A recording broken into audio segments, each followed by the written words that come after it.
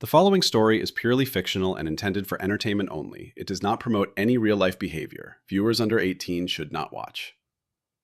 Silence didn't save Daniel Harper. It hollowed him out. By the time he understood that his restraint had never been noble, only convenient for everyone else, his marriage was already a mausoleum filled with unsaid words. Daniel Harper woke before his alarm, as he always did, to the low mechanical hum of Brooklyn coming alive beneath their loft window. Delivery trucks exhaled against the curb. Somewhere, a siren passed like a distant memory. Rachel slept beside him, her back turned, one arm folded under the pillow as if bracing herself against a fall that never came. He lay still, careful not to disturb the space between them. Their apartment had been featured once on an architecture blog, Minimalist Intimacy in Williamsburg, a headline Daniel had found faintly ironic.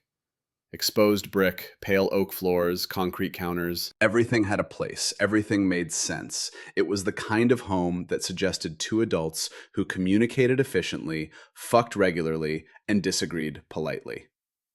None of that was true anymore. Rachel's phone buzzed softly on the nightstand. Not enough to wake her. Enough to wake him. Daniel didn't look at it. He never did. Not because he trusted her. Trust had become a more abstract concept. But because he believed in rules, boundaries. The kind of man who didn't check his wife's phone was the kind of man who didn't unravel his own life on impulse. He got out of bed and moved through the loft barefoot, starting the coffee machine, standing at the window with his mug cupped between both hands. At 39, Daniel still looked younger than his age. Dark hair just beginning to gray at the temples, posture straight, face composed in a way that made people assume calm competence. At work, they called him steady. Rachel emerged an hour later in one of his shirts, scrolling through her phone as she walked. "I have a breakfast meeting in Soho," she said, not looking up. "Campaign pitch. Big client." "Okay," Daniel replied. She kissed his cheek, light, efficient, and was gone before the coffee cooled. He didn't notice, at first, how often that phrase repeated itself in his mind.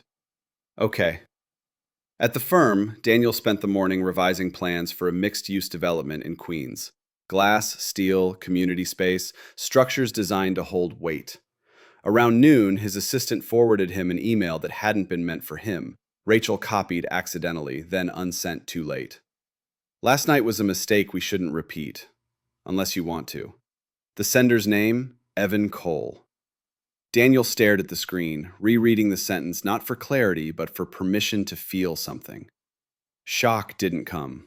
Neither did rage. What arrived instead was a strange clinical awareness, as if he'd finally been handed the missing piece of a puzzle he'd stopped working on months ago.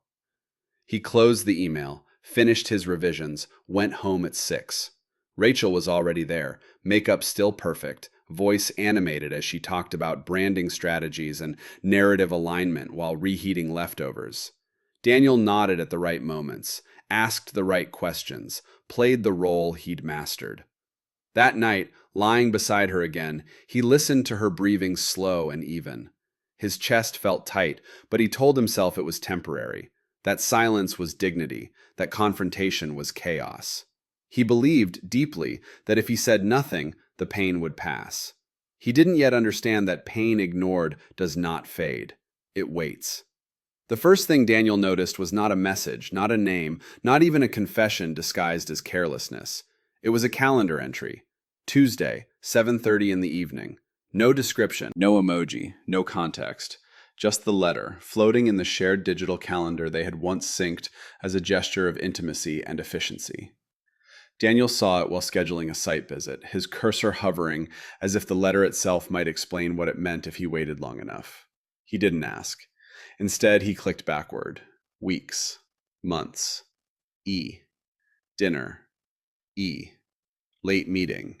E. The repetition had a rhythm, a pattern too deliberate to be accidental, too consistent to be innocent. Daniel leaned back in his chair, hands folded over his mouth, feeling an odd sense of relief. Not because of what he had found, but because the vague dread he'd been carrying finally had a shape. That night, Rachel cooked, real cooking. Wine simmering into sauce, music playing softly from her phone. She laughed more than usual, touching his arm as she spoke, as if reintroducing a forgotten habit. "You're quiet today," she said lightly. I had a long day. She nodded, accepting the answer with the ease of someone who wasn't afraid of what lived beneath it. Later, when she showered, Daniel sat on the edge of the bed and stared at her laptop. It was open, not hidden, not guarded, as if daring him. He told himself he was only checking the time of a file she'd asked him to review earlier. That was the lie he used to cross the room. Her email was already open. Daniel didn't scroll wildly. He didn't panic click. He read the way he did blueprints, slowly, methodically, following lines to their inevitable intersections. There were no explicit declarations of love, no pornography of emotion, just fragments of intimacy scattered between scheduling conflicts and professional jargon. You smelled incredible last night.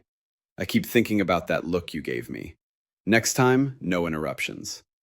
Evan Cole wrote with confidence, not poetic, assured, like a man accustomed to being wanted. Rachel's replies were worse, not desperate, not guilty, alive. Daniel closed the laptop before the nausea could crest. He sat very still, listening to the water shut off in the bathroom, to the familiar sounds of his wife moving through their shared space, unaware that the architecture of their marriage had already collapsed. That was the moment silence became a decision. He didn't confront her the next morning, or the next week. Instead, he began to notice things. Rachel's new lingerie drawer, purchased but not worn for him. The way she angled her phone away during dinner. How her laughter changed pitch when she texted late at night. Daniel absorbed it all without comment, without reaction, like a man documenting a crime scene after the body had already been removed. At work, he functioned flawlessly. Deadlines met, meetings led, colleagues praised his focus. One of the junior architects joked that Daniel was unshakable, the kind of man who stayed calm in a crisis. Daniel smiled at that. The word unshakable lodged somewhere behind his ribs, heavy and false.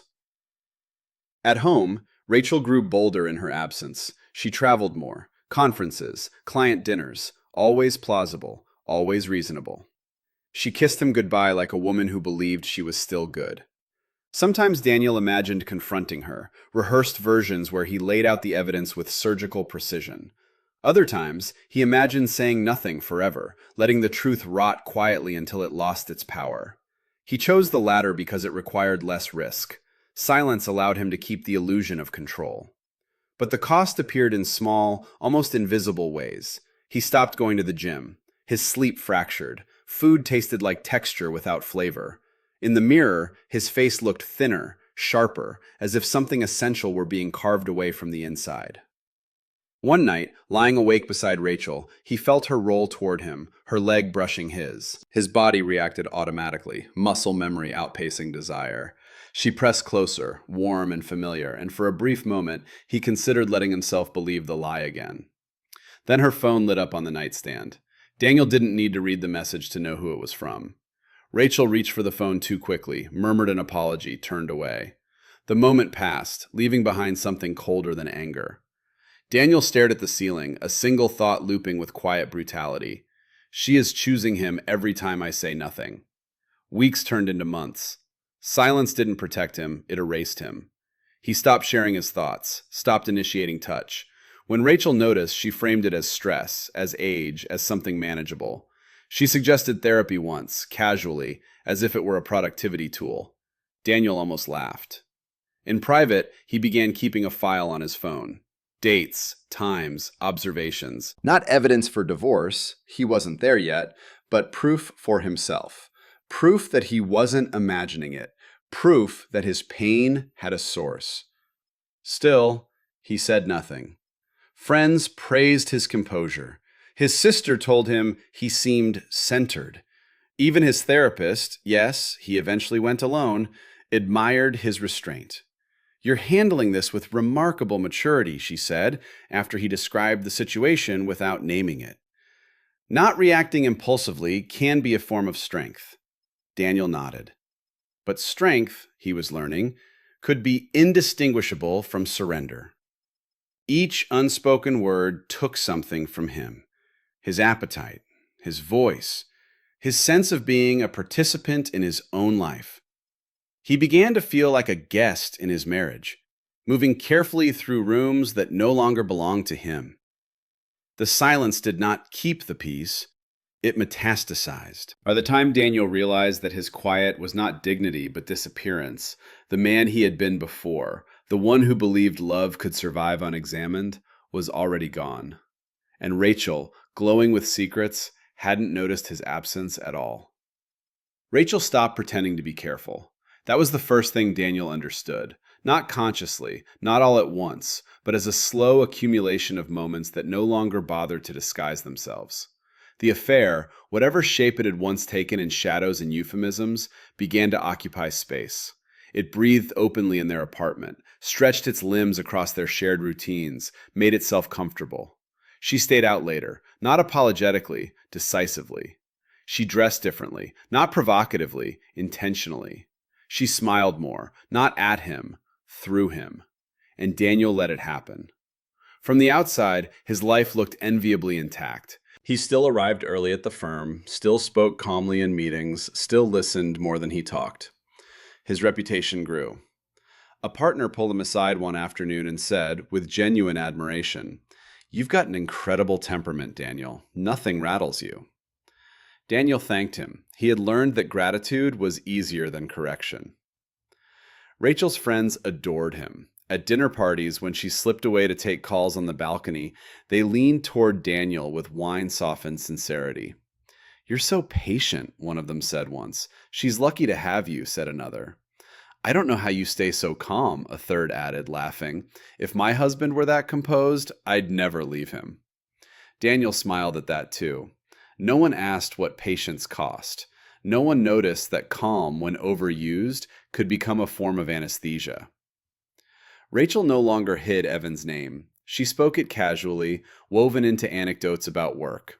Evan thinks this campaign will go viral. Evan's team is impossible, but brilliant. She never framed him as a threat, only as an inevitability. Daniel absorbed every mention like a bruise that never surfaced on the skin. At night, she sometimes reached for him, her desire inconsistent but present. Daniel responded when he could, though his body felt like a guest star in its own scenes. Other times, he feigned sleep. Rachel accepted both without comment. The affair had made her adaptable. In his therapist's office, Daniel described his days in abstract terms. "I feel distant," he said once. "From her?" the therapist asked. "From myself." She nodded, thoughtful. "You're showing a lot of emotional regulation." Daniel wondered when regulation had replaced truth as a virtue. The humiliation arrived quietly. It was in the way Rachel checked her phone during dinner without shame, in how she canceled plans they'd made weeks ago because something came up, in the way she stopped asking his opinion, not out of hostility, but irrelevance.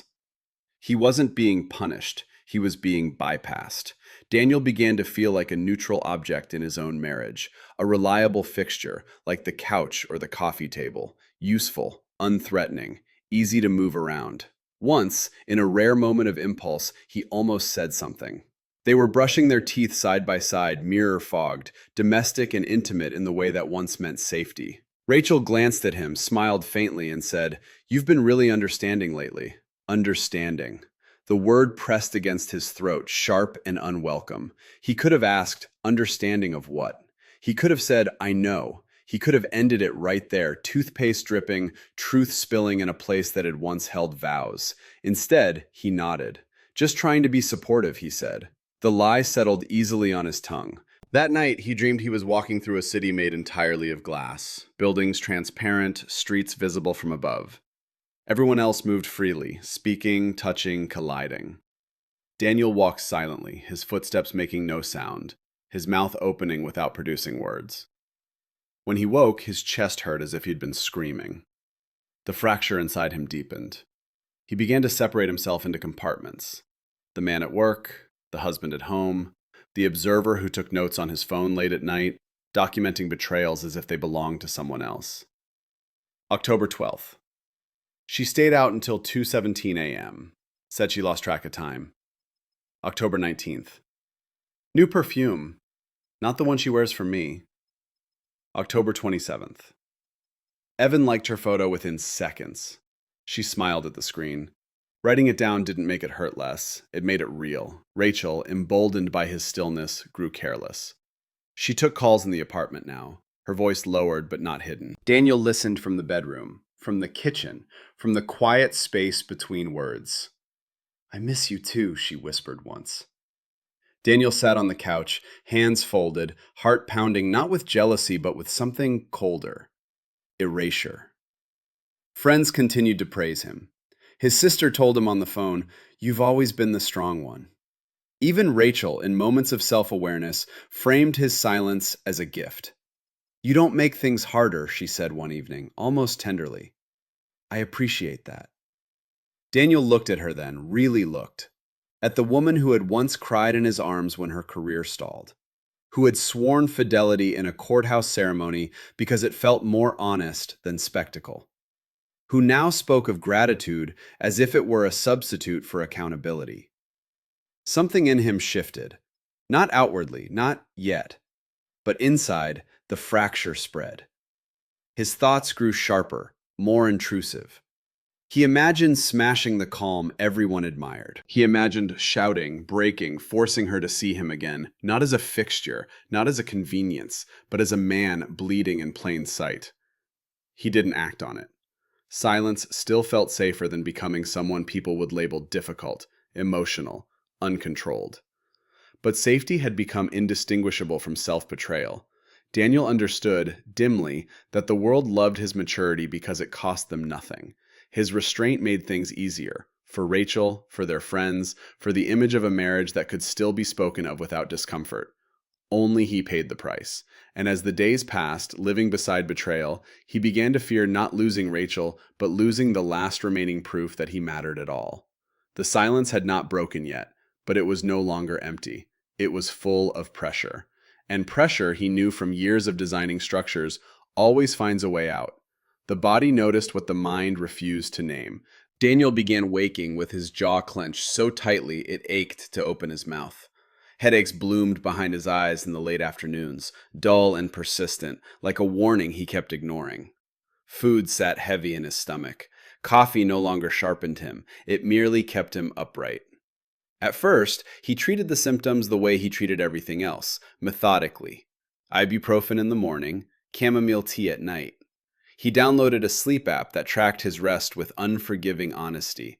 Frequent waking, elevated heart rate. He deleted it after a week. At work, his hands sometimes trembled when he drew long lines. The junior architects didn't notice.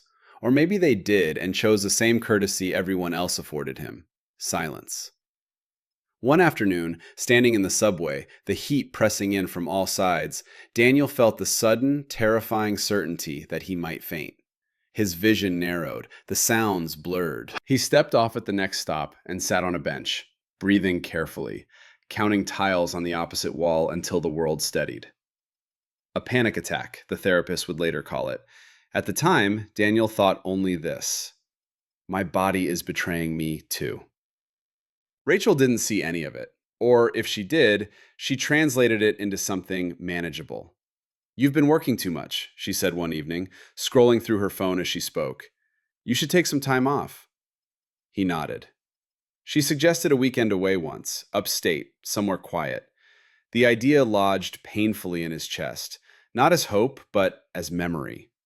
He remembered another weekend, years ago, before Brooklyn, before careers calcified into identities. They'd rented a cabin near a lake. No Wi-Fi. Rachel had complained at first, then laughed, then cried one night by the fire, telling him she was afraid of becoming invisible. Daniel had held her, promised her she never would. The memory arrived without warning while he stood at the sink, rinsing a plate. His hands froze under the water.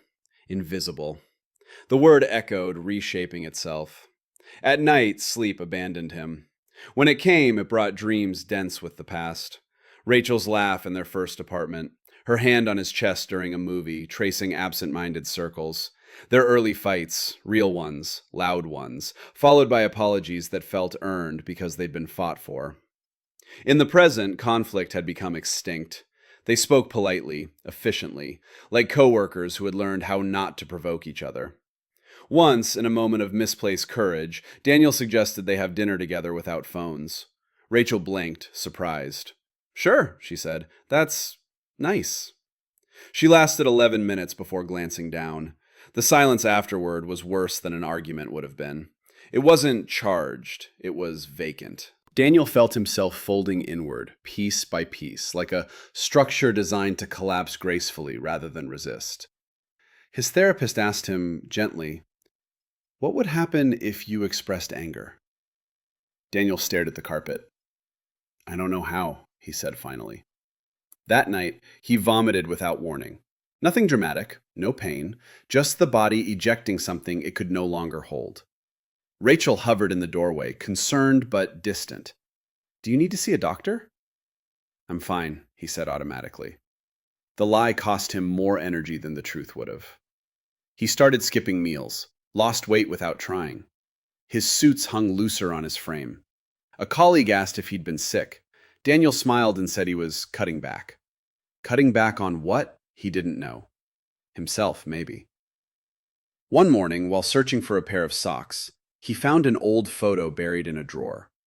It was from their wedding day, small, civil, unspectacular by design. Rachel was laughing at something he'd said, her face open, unguarded. Daniel looked at the photo for a long time, trying to locate the man in it. He couldn't. The dissonance between memory and reality began to feel unbearable.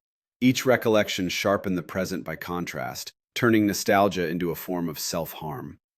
He stopped listening to certain songs, avoided places they'd loved. Even their couch felt haunted. Rachel, meanwhile, thrived. Her career surged. She received an award, posted smiling photos online.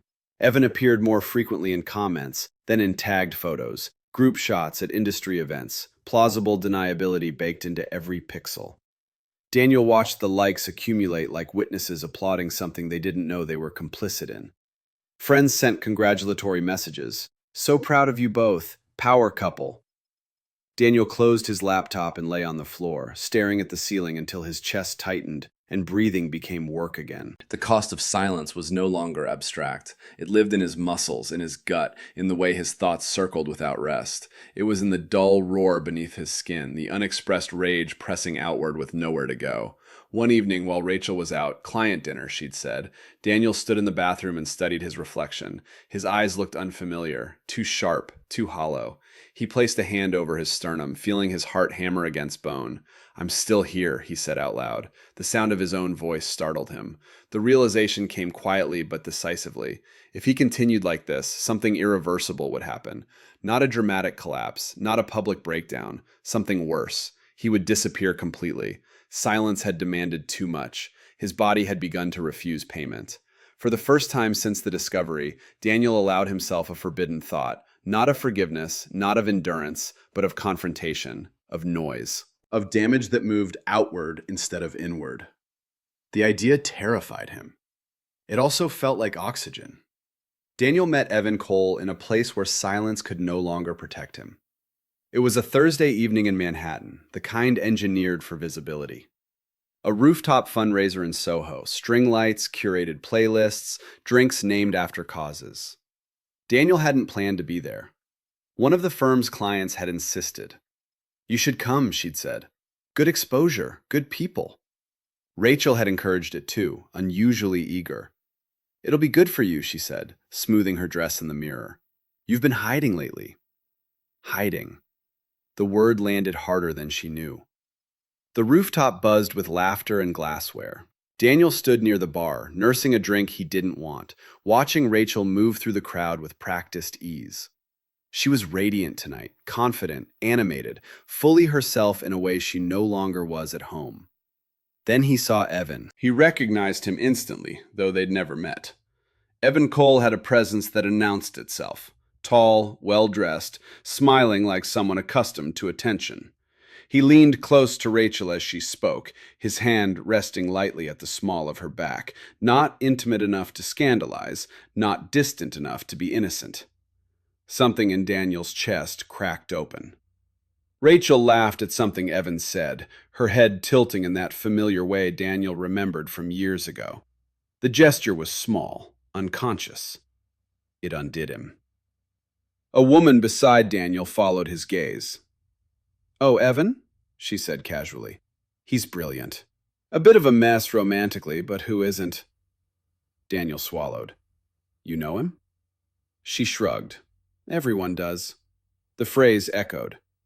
Everyone does. Rachel turned then, scanning the crowd, and her eyes met Daniel's. For a fraction of a second, something flickered across her face. Not fear, not guilt, but calculation.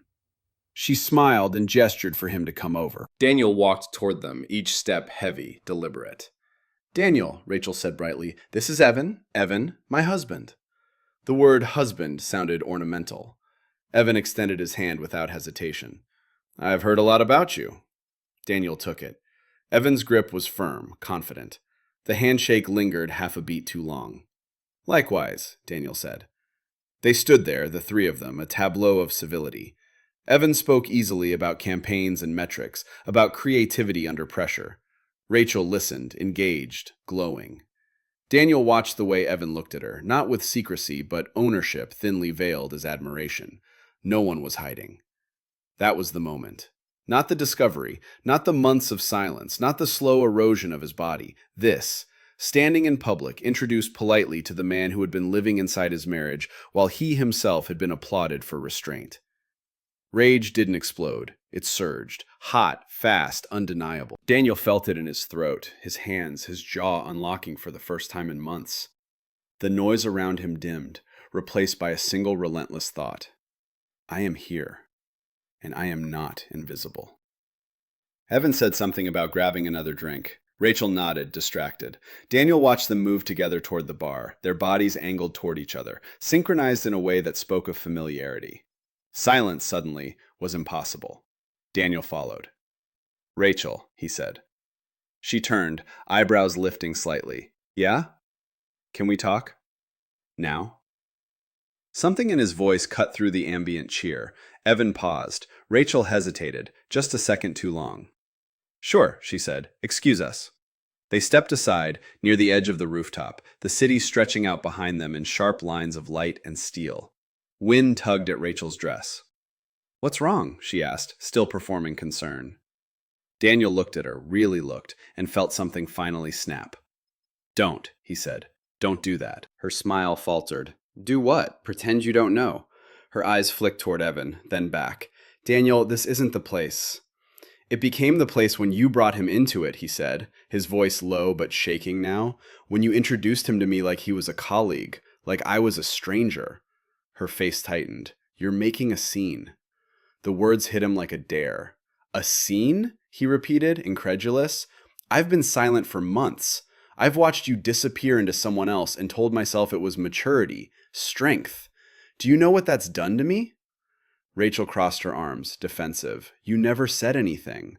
"I know," he said, the anger breaking through fully now. "That was my mistake." People nearby began to glance over. Evan hovered at a distance, suddenly unsure. Daniel didn't care.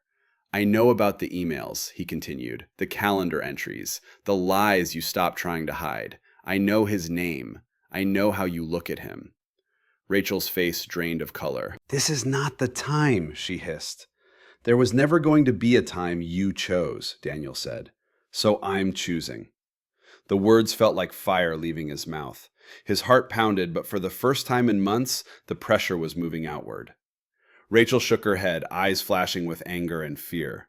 "You're humiliating me." He laughed, a short, bitter sound. "Good. Now you know how it feels." Evan stepped closer. "Hey," he said carefully, "maybe we should all take a breath." Daniel turned on him, fury unfiltered. "Stay out of this." The rooftop had gone quiet enough now. Conversation stalled. The music played on, oblivious. Daniel felt exposed, raw, alive. Silence had kept him contained, manageable, admired. Rage made him real.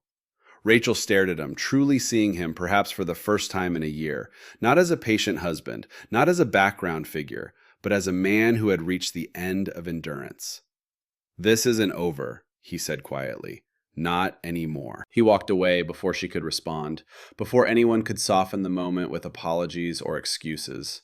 He descended the stairs 2 at a time, breath coming hard, hands trembling, not with panic, but release.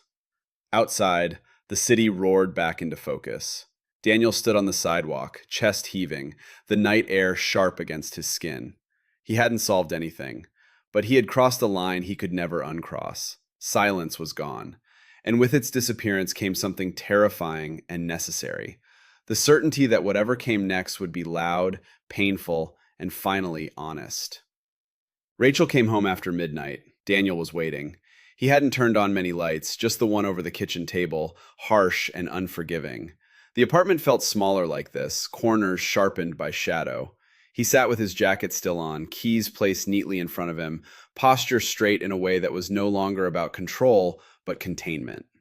Rachel froze when she saw him. "Oh," she said. "You're up." "Yes, that was all." She set her bag down slowly, carefully, as if sudden movements might detonate something. Her face was composed, but her eyes flicked over him, searching for clues: rage, despair, apology. Daniel gave her none of the familiar ones. "Are you going to say something?" she asked, forcing a small laugh. "Or are we doing this thing where you stare at me?" Daniel stood. The chair scraped loudly against the floor. The sound felt appropriate. "Sit down," he said. The command surprised them both. Rachel hesitated. "Daniel, sit down." She did. For a moment, neither of them spoke. The silence this time was not protective. It was charged, deliberate, coiled tight between them. "I met Evan tonight," Daniel said. Rachel exhaled sharply, as if bracing for impact. "I figured." "Did you?" he asked. "Or did you assume I'd keep pretending like I didn't exist?" "That's not fair." "No," he cut in, his voice rising. "What's not fair is living beside my own humiliation while everyone congratulates me for being calm." She flinched. Daniel leaned forward, palms flat on the table. "Do you have any idea what it's like?" he continued, words spilling now. "To wake up every day knowing your wife is choosing another man and still be told you're handling it beautifully?" Rachel's jaw tightened. "You never said you knew." "I shouldn't have had to," he snapped. "You weren't careful because you didn't need to be. My silence gave you permission." "That's not true," she said quickly. "I didn't mean to hurt you." Daniel laughed, bitter and sharp. "That's your favorite sentence. You didn't mean to, but you did. Repeatedly. Methodically." She opened her mouth, closed it, tried again. "I was lonely." "There it is," he said. "The excuse." "It's not an excuse," she insisted. "You pulled away. You stopped seeing me." "I stopped seeing you," he said slowly, "after you stopped choosing me." The words landed hard. Rachel's eyes filled, but Daniel didn't soften. He felt something grim and steady inside him now, a spine he hadn't known he'd lost. "You didn't just sleep with him," he continued. "You rewrote our marriage so I wouldn't be in it anymore. You let me disappear because it made your life easier." "That's not fair," she whispered. "I don't care about fair," Daniel said. "I care about truth." He straightened, his voice gaining strength with every word. "You brought him into rooms I was standing in. You let him touch you in public. You let me shake his hand." Rachel covered her face. "You don't get to hide now," Daniel said sharp. "You didn't hide then." She dropped her hands, tears streaking her cheeks. "I was scared," she said. "I didn't know how to stop." Daniel shook his head. "You stopped being scared the moment you realized I wouldn't explode. You mistook my restraint for weakness." The accusation hung heavy in the air. Rachel swallowed. "What do you want from me?" He paused. Not because he didn't know, but because saying it out loud would make it final. "I want you to look at what you did," he said, "without editing it, without framing yourself as confused or lonely or misunderstood." She shook her head helplessly. "I don't know how." "Then listen," Daniel said. He told her everything. About the panic attacks, the nights he couldn't breathe, the way his body had begun to fail him because his mouth refused to open. He told her about the notes on his phone, the documentation he'd needed just to stay sane. About standing in their bathroom, whispering to himself like a man trying to prove he still existed. Rachel sobbed openly now, but Daniel didn't stop. "I don't forgive you," he said plainly. "Not tonight. Maybe not ever.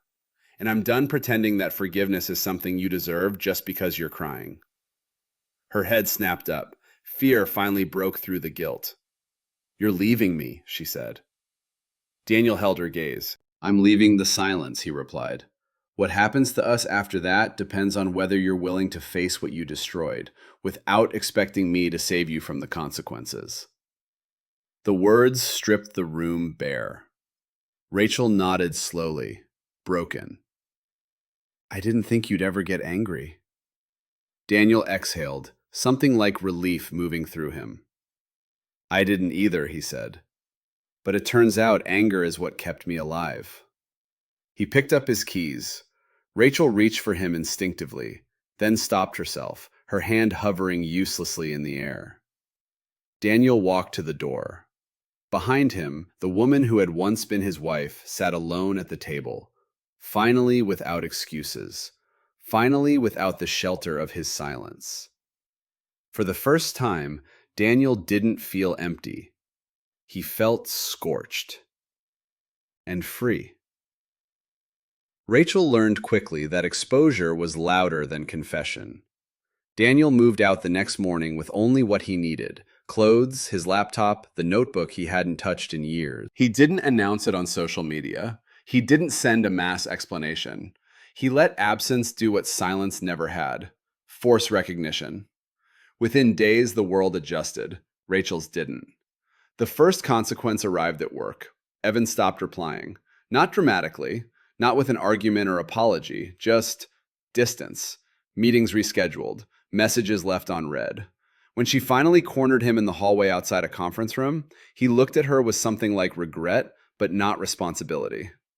"This is getting complicated," he said. "My reputation can't take a hit right now." Rachel stared at him, stunned. "Your reputation?" He lowered his voice. "You're the married one." The words lodged deep, sharp and unmovable. At home, their home, Rachel slept alone in the bed that suddenly felt too large. She replayed the confrontation again and again, Daniel's voice cutting through her carefully curated narratives. He hadn't yelled. He hadn't begged. He'd named things, and naming had undone her. Friends began to sense something was wrong. Daniel stopped showing up to dinners. Rachel fielded questions she couldn't answer without revealing herself. Some people pulled back quietly. Others offered support that felt conditional, inquisitive. "So, what happened? You guys always seem solid. Marriage is hard. These things happen." Rachel smiled through it, hollow. Meanwhile, Daniel reclaimed ground inch by inch. He stayed in a short-term rental in Park Slope, sparse but clean. The quiet there was different, not imposed, not suffocating. He slept, ate full meals. His body, still bruised by months of restraint, responded cautiously but gratefully. Rachel called him, once, twice, then more often. He didn't block her. He didn't answer either. When they finally met, logistics only, mediated by daylight and public space, it was clear who held the center now. "I want to talk," Rachel said, eyes red, voice thin. "Really talk." Daniel met her gaze, calm but unmoved. "You've done enough talking for now." Her breath caught. "I'm trying." "I know," he said, "but effort doesn't erase impact." She nodded, tears spilling freely. "Do you hate me?" Daniel considered the question seriously. "No," he said, "but I don't owe you comfort." The words landed with quiet authority. Rachel lost friends, not all at once, not dramatically, just the slow recalibration of loyalty that follows moral clarity. Invitations stopped coming. Work became colder. Whispers followed her in hallways she used to dominate. Evan disappeared entirely. The loneliness she'd once feared found her anyway, this time earned. Daniel watched none of it directly. He didn't need to. What mattered was internal. He felt stronger, not in the performative way people praised, but in a grounded, unglamorous sense of alignment. His anger no longer pulsed wildly. It sat where it belonged, acknowledged, respected. When Rachel asked about reconciliation, he didn't rush to deny it, but he didn't entertain it either. Forgiveness isn't a transaction, he told her during their final conversation, and it doesn't happen on your timeline. She nodded, finally understanding, or beginning to. The power between them had shifted, not because Daniel had taken something from her, but because he'd taken himself back. Silence had once made him small.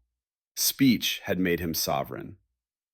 The divorce was quiet, not the suffocating quiet that had nearly erased Daniel, but the procedural kind. Forms signed, assets divided, signatures exchanged in rooms designed to keep emotions from spilling. No shouting, no speeches, just the end of a legal structure that had already collapsed long before paperwork caught up. Rachel cried once during mediation. Daniel did not. He watched her with a steady detachment that surprised him. Not indifference, he still felt the weight of what they had been, but clarity. The clarity that comes when grief has been metabolized into knowledge. This is over, and it ended because it had to. Afterward, Daniel walked alone through the city. Manhattan hummed around him, indifferent and alive. Couples argued on sidewalks. Someone laughed too loudly on a corner. Life, unapologetic in its continuity. He felt no triumph. He felt space. In the weeks that followed, people asked how he was doing. He learned to answer honestly without offering spectacle. "I'm clear," he said. Some mistook that for peace. It wasn't. Peace implies resolution, closure, the gentle smoothing of edges. Daniel's life did not feel smooth. It felt sharp, but solid, like something newly forged, still warm to the touch. Rachel reached out once more months later. A long email, careful words, accountability, finally. No excuses, no requests. Daniel read it slowly. He didn't reply. Not out of cruelty, but completion. Forgiveness, he had learned, was not mandatory. Neither was hatred. What mattered was integrity, the alignment between what he felt and what he allowed. He had reclaimed his voice. That was enough. On a quiet Sunday morning, Daniel sat at his desk and opened the notebook he'd carried through the worst months. He flipped past the pages of dates and observations, past the evidence of endurance, until he reached a blank page. He wrote one sentence. "Silence is not virtue when it protects harm." He closed the notebook. Outside, the city continued, messy, loud, unresolved. Daniel stepped into it, not healed, not whole, but present. The marriage was over. The man remained. And this time, he would not disappear.